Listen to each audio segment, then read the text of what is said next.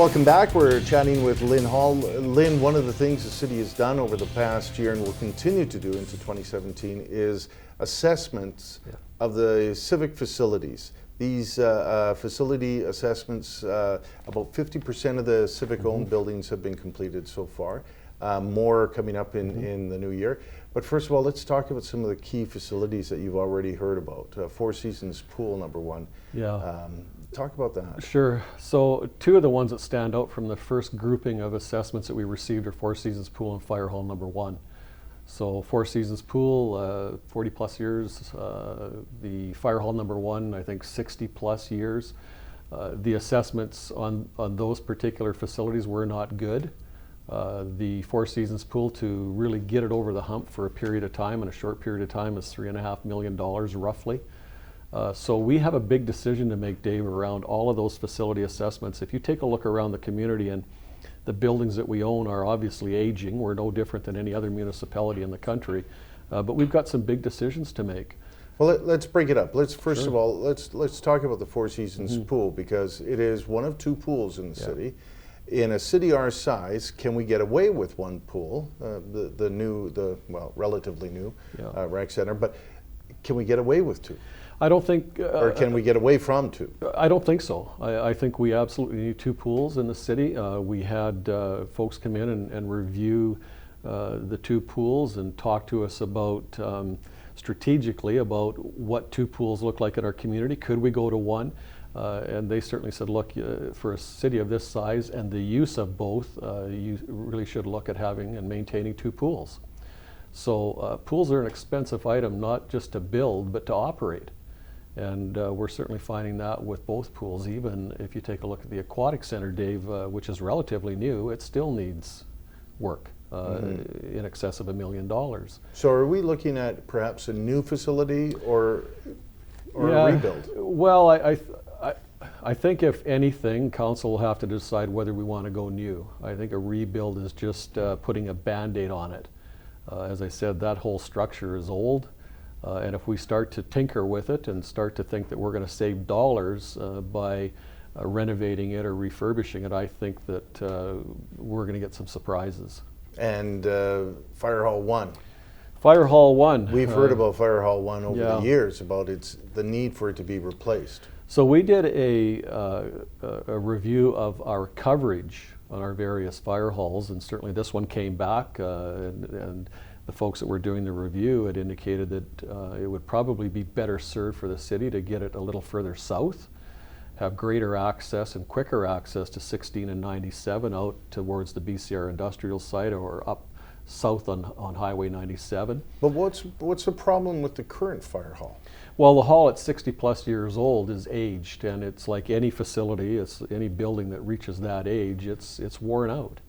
And you know, they've been limping along. So we need to have make a decision. Do we want to put the Band-Aid on it and leave it for other councils down the road to deal with, or do we want to take this on and try to figure out what we're going to do with those two particular facilities, because they are the ones I think that are going to cost us the most down the road. Well, we're still paying for the RCMP building. It's just started.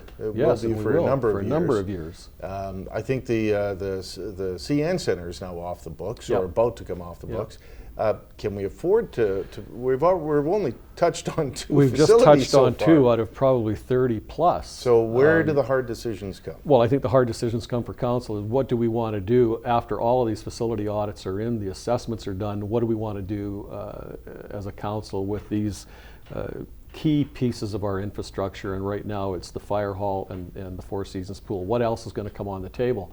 I think the other thing too, Dave, is that we have to start to look at where we can get infrastructure funding. We've already had some conversations with the federal government around infrastructure funding for fire halls or pools and other facilities that we have.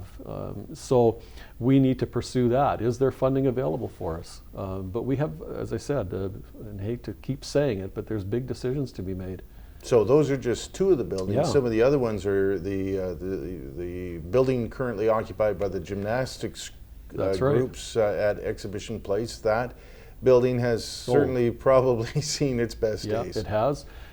That's one. We have to invest money in CN Center. The aquatic center, take a look at the Elk Center, for example. That needs work to be done to it.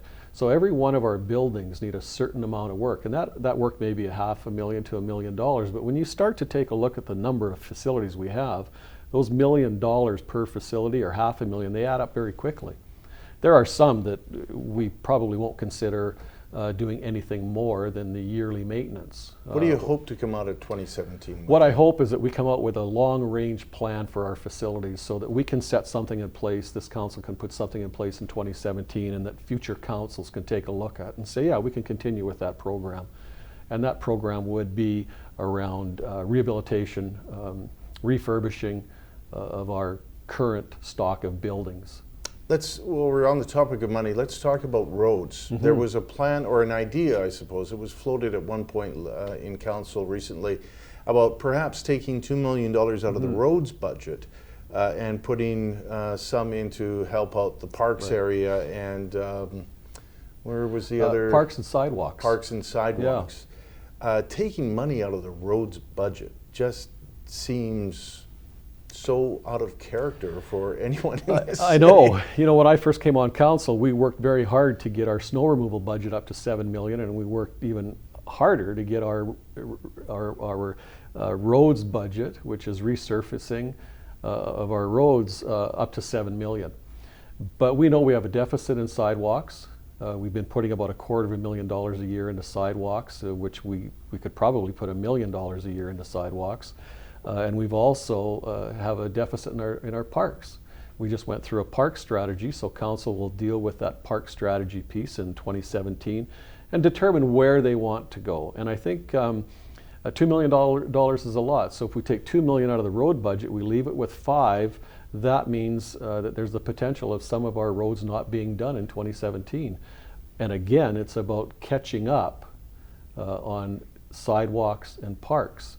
We've heard loud and clear from the community as well through our Talktober events that sidewalks obviously are pretty important, and particularly for those who don't get around easily, they're in wheelchairs or motorized carts, it's a necessity for us to make sure that we get this done. So it'll come to council. We'll talk about it during our budget discussions, and we'll see what council chooses to do. Okay, we'll take one more quick break and come right back to wrap things up with the mayor.